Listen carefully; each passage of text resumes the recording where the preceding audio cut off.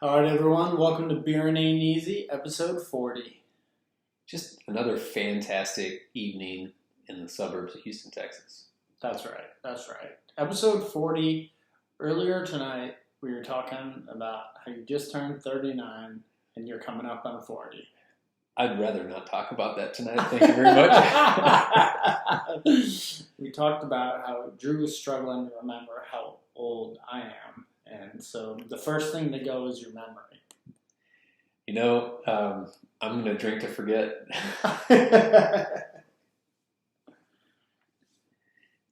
You know, I'm turning over a new leaf this week. I feel like been pretty critical all the time. I'm going to bring some positive energy to the Beer and Ain't Easy show. About frickin' time. Tired of bitching and moaning about stuff, causing family drama every episode. Let's talk about your family drama from last episode. So, what's funny about podcasts is you start on a topic, and sometimes you have like a thought that you want to finish, but then you don't finish it because you get sidetracked. So last week we were talking about the middle child, right? And so I was talking about my sister, and the whole episode concept was revenge of the middle child. So I never really got to the point where I showed how she showed her revenge to me. And so what I was meaning to say... No. There's no redeeming this situation. Drew's sister, do not accept his backhanded apology. So I said she was following me to school, and what I was going to finish that thought is that, I thought she was following me to school, but then when she went to college, I would throw a party, and her friends would not show up because she was actually cooler than me. She was on the A&M swimming team, and so she was really sticking it to my face. But it didn't come across that way in our last episode. Pathetic. Just accept the family drama you've created and move on. My best advice for you is just to lay low and let it blow over. So let me read you a text. I'm going to take a few artistic liberties to this text, but she sent me a text after the episode, my sister, and she said, "Bitch, I didn't give you permission to speak." So I think that establishes that the middle child actually had dominance all along. So there's that. I think when you and I get together, it's like not like you're Mr. like Sunshine over there. Mr. Sunshine. I am excited though. I know that by the time this episode actually releases, we will have already been to this event. But there's a pretty sweet event going on in the Houston area that we're going to be checking out called Houston Brewsology at the Houston Museum of Natural Science. Houston Brewsology. Yeah. So this is an event where they have over 30 breweries going to the Houston Museum of Natural Science to set up a bunch of 4-ounce pours. And so before you went in, I saw that they have 208 beers available for 4-ounce pours, which is pretty impressive for a friggin' science museum. Oh, yeah. I want to know, like, where is your over-under on where you think you're going to be on Untappd count by the end of the night? Tapped out. You're going to be tapped out. Tapped out. So we get 30 pours?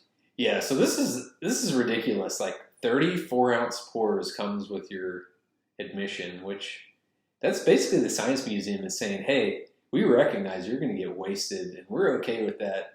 Just don't touch the dinosaurs. I am going to exhaust all 30 of my pours, and my mission is to make sure that you do too. Drew's a little bit of a lightweight, so that might be a little bit of a struggle, but that is my objective for the evening. So let's do the math on that. 30 4-ounce pours is 10 12-ounce beers. That's a lot.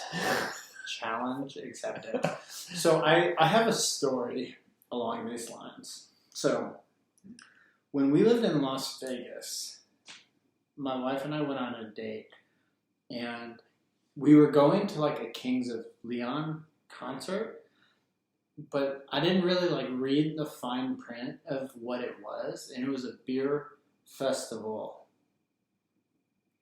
It was a beer festival where Kings of Leon was like the headline show, and so it was a similar type of situation where you got like 30 or some stupid amount of pours. And then my wife is not much of a beer drinker. So you took a few of her pours? I took a few of hers. Yada, yada, yada. And it didn't end well. Let's just say it's not a date night that Jody was happy with. I feel like if you buy tickets and they give you that many pours, then it's expected that that's the kind of night it's going to be. Well, I think like when they do it, like what they're doing is they're basically saying it's all you can drink, but like just they're banking that we're not going to drink that many. Like they're thinking like, oh yeah, you can try what you want, but surely you're not going to use all 30. Yeah, they don't know us that well. That's a challenge. That is a challenge. I'm drinking nothing but stouts all night. Oh God, I'm gonna be hitting every Pilsner they got on the menu just so I can walk out of that place.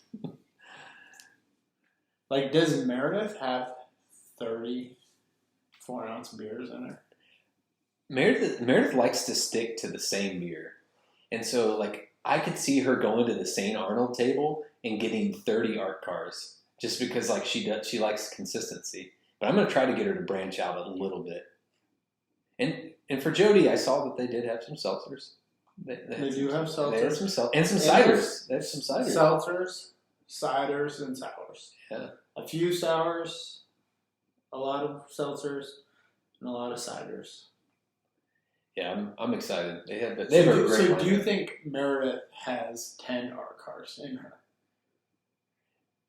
I'm going to be honest. Like, Meredith can outdrink me. and if she was listening, she'd be like... Ladies and gentlemen of the podcast, you heard it here first. Yeah, I'm the lightweight of the family. I can keep my bills lower because I don't need as much. Whatever you have to tell yourself to fall asleep at night.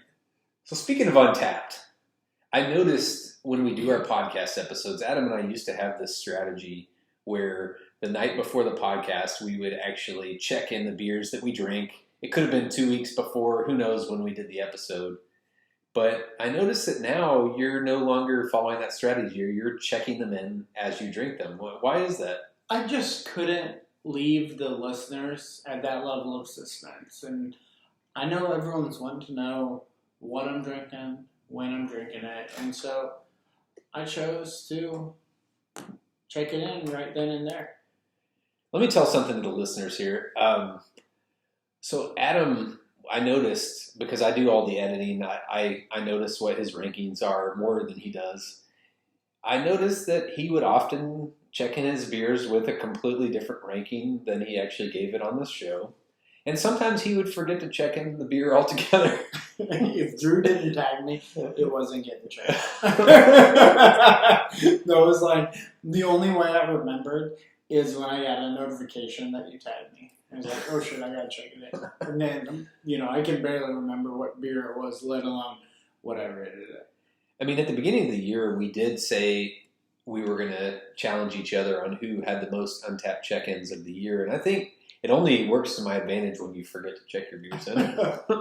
That's the only way you can compete in that competition. Just wait till December 31st. Let's see who ends up on top. Well, I think this Brewsology will be a step in the right direction for me.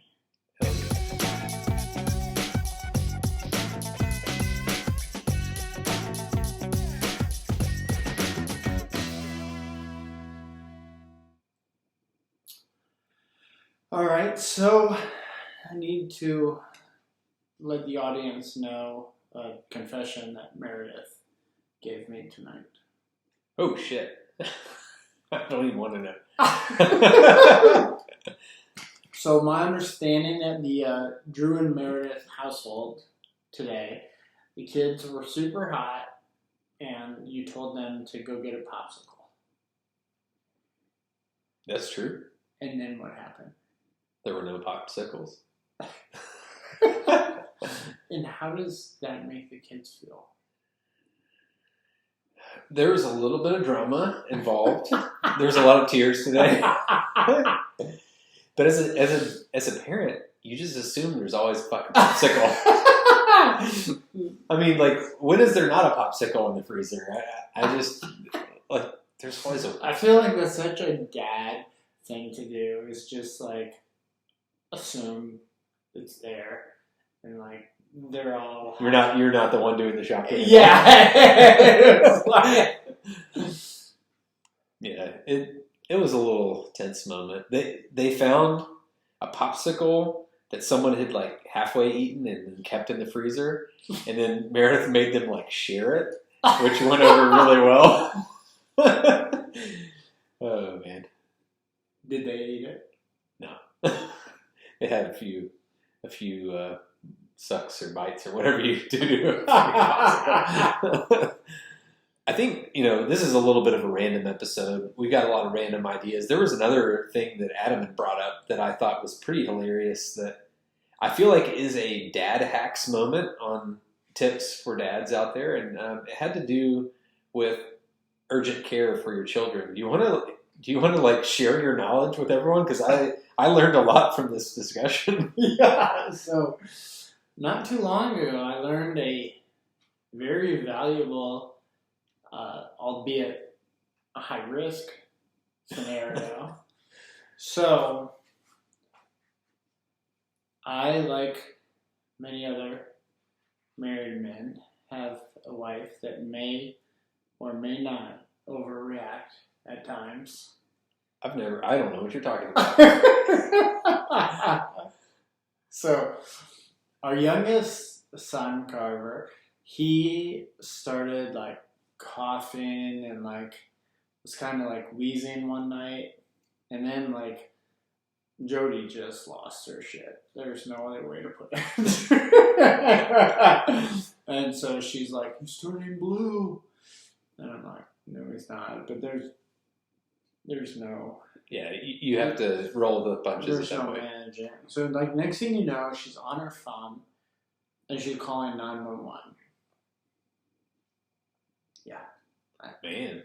I went down. I don't think we've done the 911 call yet. Oh, I know. Yeah. Yet. Yeah, it was interesting. So, like, when you call 911, like, a cop comes to your house first. Mm-hmm.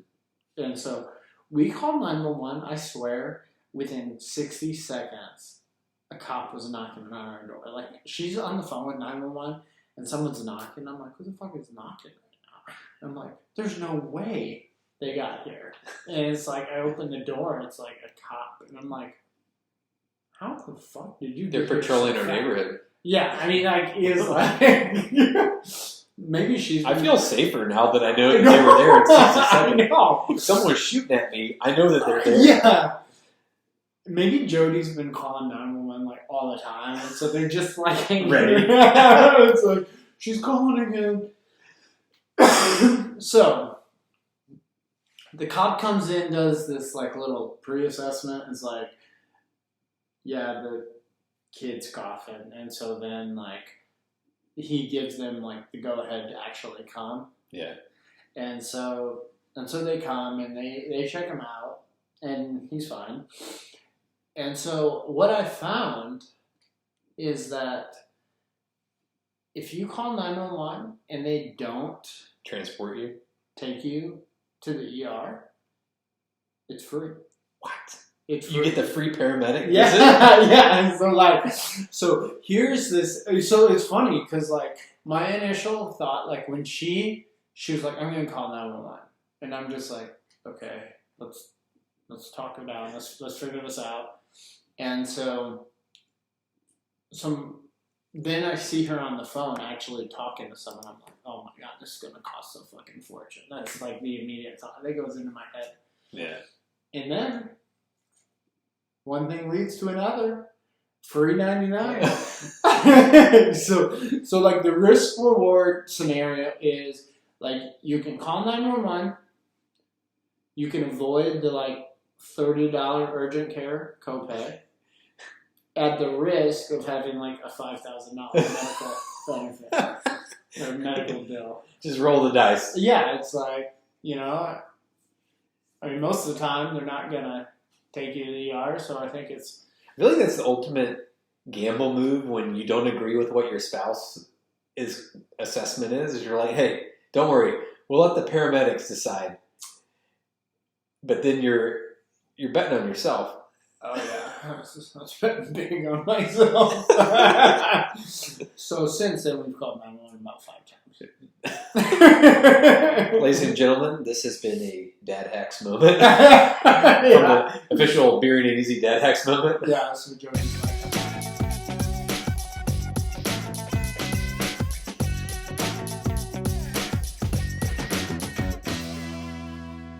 So, Adam, let me hear your thoughts on the new Shiner ad campaign. Meh.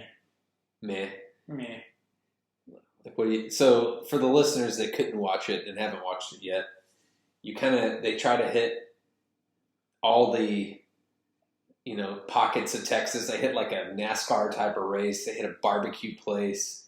They hit Marfa, Texas, which is this like trendy place where people go, and they had an alien abduction scene, and then they ended up at a wedding, and so they were trying to hit a lot of different like cult following type of things, but you gave it a meh. So what? Like, can you expand on that? No. That's all. Adam, a man of few words. I think the only scene out of that whole commercial that like resonated with me was that wedding scene where they had the bride and groom like dancing on the dance floor, and then the father of the bride gets up and he looks like pissed off as shit, and he goes up to the groom and he hands him a Shiner, and they're using the word Shiner to mean more like Shiner was like welcome to the family, welcome to Texas. And so like at our wedding, we did not want to pay for the full open bar, so we paid for the beer and wine service. And Shiner was the best beer on the menu, and so I drank Shiners all night on my wedding reception. And we had this awesome DJ that, like, I don't care what music he was playing, he had guys on his squad. I would be holding, when you're at your wedding and you're talking to everybody, and your beer gets hot because you're talking so much you're not drinking. He would come swap my beer out when it was halfway full, when it was starting to get a little warm, and got me the cold one. Like, that was, I don't care. I would have paid him double because that was amazing. But it was like, I drank so many Shiners. And so that moment in that commercial, that was the only thing I was like, yeah, that's the Shiner in my heart right there. So obviously, like, you don't have the same Texas love that I do probably with the beer, but... And I'll be honest, I don't even remember what their prior commercials were like. I don't think they had commercials. I think they're just trying to get out there a little... I think they're trying to hit the new generation who may not like malt. They're into seltzers. They're into those sours. They don't like those malty brown ales and I do box. like the Shiner Light Blonde. That is one of my favorite light beers. You can't go wrong with just straight up Shiner Bock. That's where it's at. Yeah. Yeah. Adam gives it 2 meows down. This is a meow situation. It's like a Super Troopers moment. You know, the meow game. It's like, what's going on, meow? A great scene. Oh man, Super Troopers! What a freaking classic! It's one of the best. Okay, so while you were blabbing, I had a thought come into my mind. Let's let it. This is a random episode, so just let it fly. So, I heard you say you didn't have the open bar at your wedding. I also didn't have the open bar in my wedding, and so it's like when you're in that situation, like you're such like a cheap ass. But like now when I go to weddings, like any wedding that's not an open bar, I'm like, these cheap motherfuckers, I can't do this wedding. It's like, I came to this wedding wanting to get shit-faced, and these cheap asses don't have an open bar. Yeah, they got the cheapest wine on the menu. Oh, yeah. And then Miller Lite, Bud Light. Fuck y'all. Maybe a Carbach if you're lucky. Yeah. Yeah, but you got to cut somewhere, though. Like, it's funny, though, the places you cut, like the open bar, Meredith doesn't bring up at all that we cut that. Like, that didn't bother her at all. But the other thing that we cut to make ends meet on the wedding was I convinced her to cut the videographer. And so I said, hey, I have a video camera. I'm going to tell all the wedding party that I'm going to just leave it out here. And everyone just grab it and just take random fucking video and I'll mix it and mash it. No one grabbed the video camera the whole night. We have 0 video footage, and she still to this day is like, we should have gotten that videographer. I was like, well, I wasn't about to fork over another $3,000 on this shit. Because like her parents were awesome. They paid for most of the wedding, but they had a budget, right? And once everything above that budget was me and Meredith, and so we paid for some things over that budget. And I was like, do we really need that videographer? Here, look, I got this camera idea. It's going to work. People are going to love it. Fucking cheap ass. Yeah. Got like maybe a couple still shots of us. And But in today's era, you probably wouldn't even need that because everyone would be like recording shit on their phone the whole night. So like you just have to like get on Instagram the next day. Yeah. And you have, you don't even, just put your iPhone on portrait mode. You don't even need a photographer anymore. Yeah. You know how many times I've regretted not having a videographer? None. Fucking none. I could care less. Well, chances are, like, you would have gotten the video in, like, a format that you couldn't even watch today. Yeah, it's VHS. VHS. You would have had it in a VHS. Yeah. I'm not that old. I beg to differ. It would have at least been on a CD. It's on the DVD. So this has been kind of a random episode, right? This has been my kind of episode. Yeah, it's like it feels like to me, if I designed the structure of this podcast, we would never have an agenda. We would just shoot the shit all the time. It flowed well though because of that. And so I mean, there's something to be said about just fucking going in with no agenda whatsoever.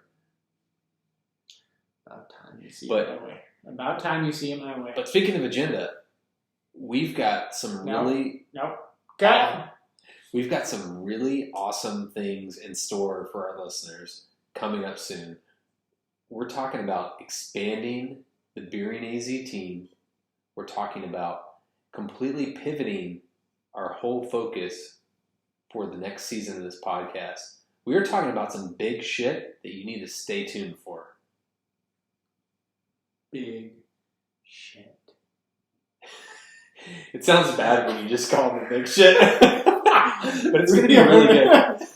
This podcast is taking a big shit.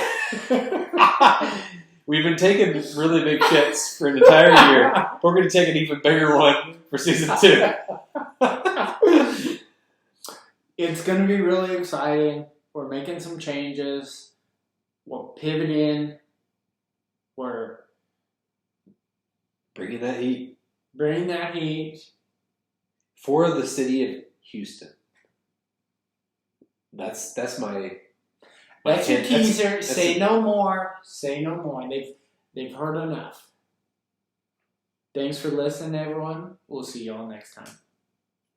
Bam!